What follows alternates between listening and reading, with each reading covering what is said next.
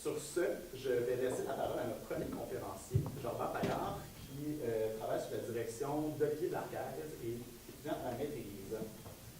Vas-y. Ok, bonjour tout le monde. Donc j'ai l'honneur d'ouvrir le bal aujourd'hui et ça me fait plaisir. Donc moi je vais vous parler de la dynamique holocène de l'érable à sucre dans l'ouest du Québec. Donc juste rapidement pour rappeler, l'Holocène ça a commencé il y a 11 700 ans. Donc moi je vais vous parler de choses qui se sont déroulées sur une échelle de temps millénaire. Donc comme l'a précisé Julien, je suis sous la direction de Olivier Blarquez, mais également de Yves Bergeron à l'UQAT.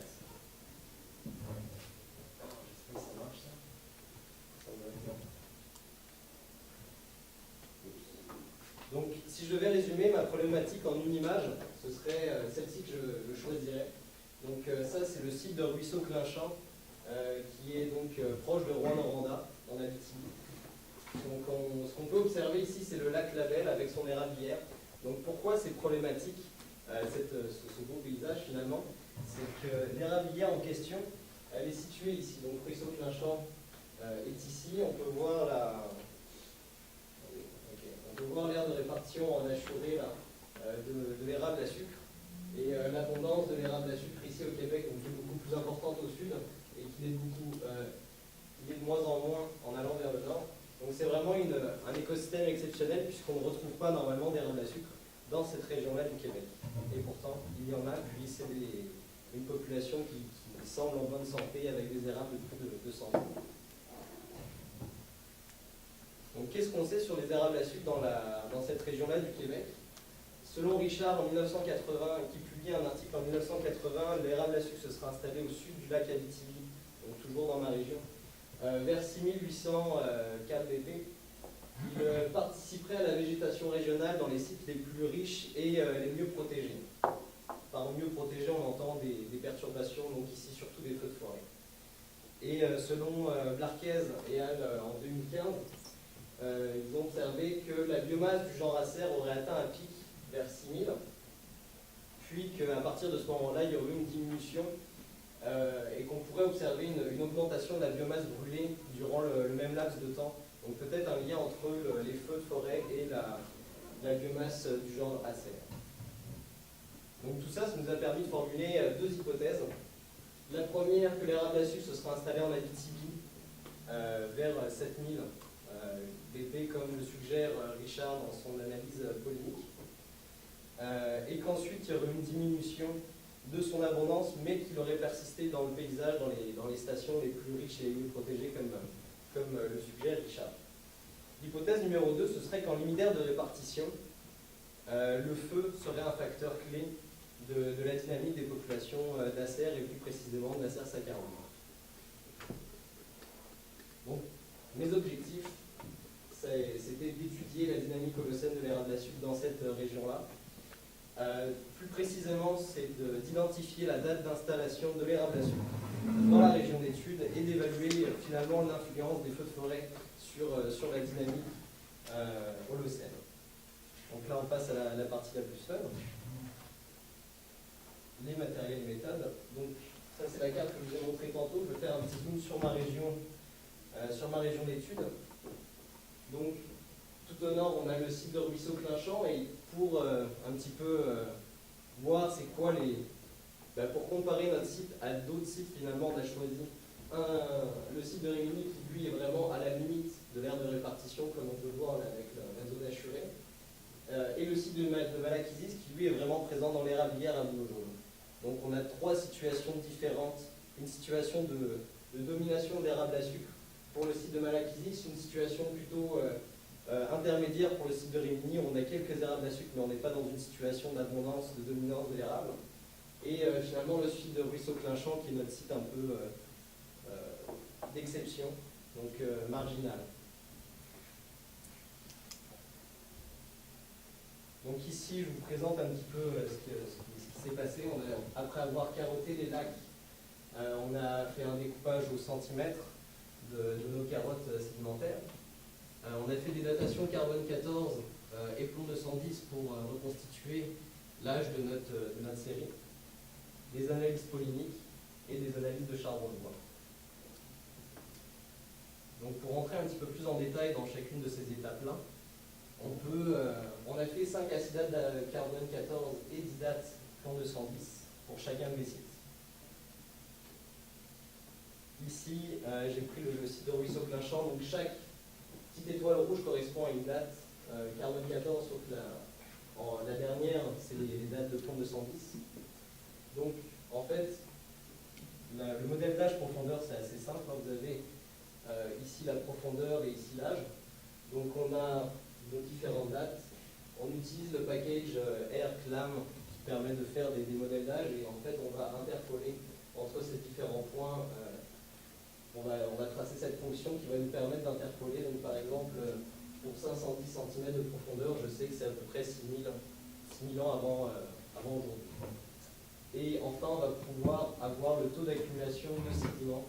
Et ça, c'est quelque chose d'important puisqu'on l'utilise pour calculer d'autres choses par après que je vais vous montrer. Donc, les analyses polyniques, ça a été le gros travail de ma maîtrise.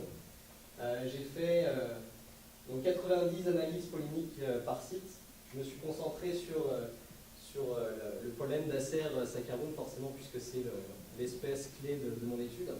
Donc là, on peut voir à gauche un pollen d'Acer saccharum et à droite un pollen d'Acer rubrum. Donc on peut voir des différences, ça nous permet de distinguer durant le comptage lequel est un Acer saccharum. J'ai compté à peu près 250 à 300 pollens par échantillon. Et tout ça, ça m'a permis de calculer l'influx pollinique. Donc pour rentrer un petit peu plus dans les détails de l'influx pollinique, parce que c'est une donnée clé de mon étude, c'est tout simplement en fait ma concentration de pollen d'Acer saccharum, donc combien de pollen je trouve par centimètre cube d'échantillon, multiplié par mon taux d'accumulation de sédiments dont je vous ai parlé avec le modèle d'âge. C'est ça, donc finalement ça nous donne le nombre de grains d'érable à sucre par centimètre carré par an qui se déposent au fond de mon lac. Ici, les analyses de charbon de bois, donc on prend un centimètre cube d'échantillon qu'on met dans l'eau de javel, tout simplement, pour blanchir tout le reste, tout ce qui n'est pas des charbons. Ensuite, on procède à un tamisage de 150 microns pour enlever les charbons plus petits qui auraient pu être apportés par des feux régionaux. On calcule la superficie par analyse d'image. Et ça nous permet d'avoir le charcoal accumulation rate, qui est similaire à l'influx pollinique, mais pour les charbons. Donc encore une fois, on va connaître le nombre, la superficie de charbon qui se dépose au fond de mon lac par an.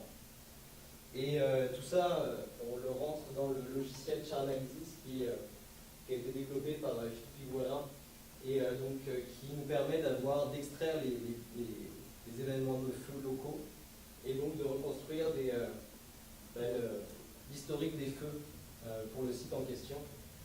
Et on va avoir par exemple la fréquence des feux au Milan, donc je l'ai mis en avant parce que ça fait partie des résultats que je vais vous présenter. En parlant des résultats. Donc, je présente vite fait les modèles d'âge profondeur pour vous montrer que tout va bien pour les sites. Parce que ça arrive d'avoir des sites qui font des S, des sigmoïdes. Alors, on a quand même quelque chose d'assez linéaire pour mes 3 sites. Donc, c'est une bonne nouvelle. Donc, pour la section végétation ici, vous avez donc l'influx pollinique en Y pour mes 3 sites et l'âge, donc 9000. On commence à 9000 ici, on finit à aujourd'hui. Donc, pour mes sites. J'ai mis tout ça dans l'ordre, donc Ruisseau-Clinchamp au nord, Rimini au centre, Malaquisis au sud.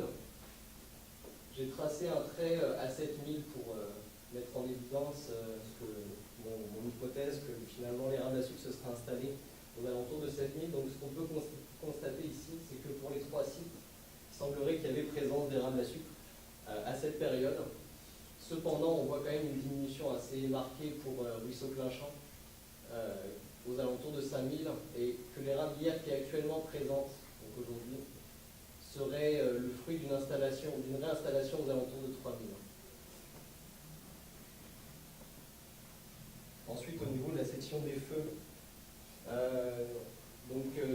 tout tout est normal ici, puisqu'on voit que le cycle le plus au nord, c'est celui qui a le plus de feu, donc c'est logique, on a plus de feu dans le nord, dans des écosystèmes qui sont plutôt dominés par les buginettes, les pins, etc. Donc 66 feux pour Ruisseau-Clinchamp, 42 pour Rémini et 50 pour Malaquisis. Le temps de retour moyen 147 ans, c'est pareil, c'est le plus court, donc ça colle avec ce à quoi on s'attend. 189 ans pour Rémini et 181 pour Malaquisis. Donc ici c'était la fréquence des feux au nord, mais je n'ai pas dit. Donc là, dans mes discussions, c'est là que ça devient assez intéressant, puisque ici on a l'influx polynique donc, que je vous ai présenté tout à l'heure, avec la fréquence des feux au Milan pour le site le plus au nord, donc le fameux site exceptionnel de Ruisseau-Clinchamp. Donc qu'est-ce qu'on voit ici? C'est qu'on a, de manière générale, quand on a une fréquence basse, on arrive à avoir un influx polynique d'érable à sucre assez important. Donc, c'est assez intéressant, ça voudrait dire qu'une diminution de la fréquence des feux permettrait à l'érable à sucre de plus dominer le paysage. En fait. Par contre, si on regarde un autre site au sud, à Malaquisis, on a un constat complètement différent. Et puis là, c'est assez drôle parce que les deux courbes se suivent presque. Il n'y a presque pas de décalage au niveau des deux courbes, c'est vraiment similaire. Donc là, une haute fréquence de feu donnerait plus d'érable à sucre.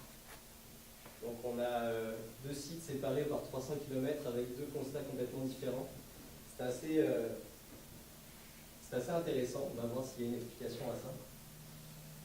Et là, pour le site de Rimini, c'est un petit peu plus difficile d'avoir une information qui ressort. C'est pas aussi clair qu'à Malaquisis dans le sud ou qu'à Ruisseau-Clinchamp dans le nord. Mais il semblerait que ça ait plus, ce soit plus une situation qui se rapprocherait de Malaquisis que de Ruisseau-Clinchamp. Il y a juste un petit lag, en fait. On a comme, par exemple, ici, le creux arrive 500 ans, on va dire, avant ce creux-là. Ici, le pic arrive encore une fois 500 ans avant ce pic-là. Alors, il va falloir un petit peu plus travailler sur ces données-là. Je ne l'ai pas précisé, mais ça fait une semaine que j'ai compilé tout ça, donc il n'y a pas encore les analyses quantitatives qui vont avec. C'est vraiment l'analyse qualitative de graphiques que je vous présente aujourd'hui, mais ça amène des hypothèses quand même assez intéressantes. Donc là, justement, pour parler du constat contradictoire qu'on a entre Ruisseau-Clinchamp et donc le site le plus au nord et Malaquisis, le site le plus au sud. Comment on pourrait expliquer ça? Finalement, ce qu'on s'attend à voir dans les écosystèmes plutôt dans les écosystèmes boréales mixtes, c'est des feux de couronne, des feux donc, qui vont affecter toute la forêt, de la strate inférieure des arbustes jusqu'à la strate supérieure. Donc c'est des feux qui vont brûler complètement toute la forêt, comme là c'est une photo de Fort McMurray. Et donc, c'est des feux qui vont entraîner la mortalité de toutes les espèces. Par contre, plus au sud, les feux qu'on s'attend à voir, c'est plutôt des feux de surface. Donc des feux qui vont affecter les arbustes, la litière, et qui ne vont pas forcément entraîner la mortalité des espèces. Ça va tuer certains arbres, parce qu'ils sont quand même sensibles, ils n'ont pas forcément l'écorce adaptée à recevoir la chaleur et tout ça, donc ils vont quand même mourir, même s'ils n'ont pas brûlé, ils vont mourir. Mais il semblerait que finalement, la haute fréquence qu'on observe à Malaquisis, ce ne soit pas forcément des grands feux, mais plutôt des petits feux de surface, qui finalement diminueraient la compétition de l'érable à sucre et permettraient à l'érable à sucre de dominer le paysage. Donc ça, ce sera une hypothèse à tester de manière plus quantitative. Donc, en conclusion, la présence de l'érable à sucre vers 7000 ans a été notée pour les trois sites. Cependant, l'érablière de Ruisseau-Clinchamp, donc l'érablière tout au nord, se serait maintenue seulement depuis 3000 ans environ. Et les feux de forêt sembleraient affecter les populations d'érables, mais selon deux dynamiques. Donc la dynamique nord avec des feux de couronne qui entraîneraient la mortalité de l'espèce et donc qui empêcherait d'érable à sucre de dominer le paysage. Et une deuxième dynamique, celle des feux de surface qui, malgré une haute fréquence, entraîne une dominance de l'espèce en éliminant la compétition de l'érable à sucre. C'est ça.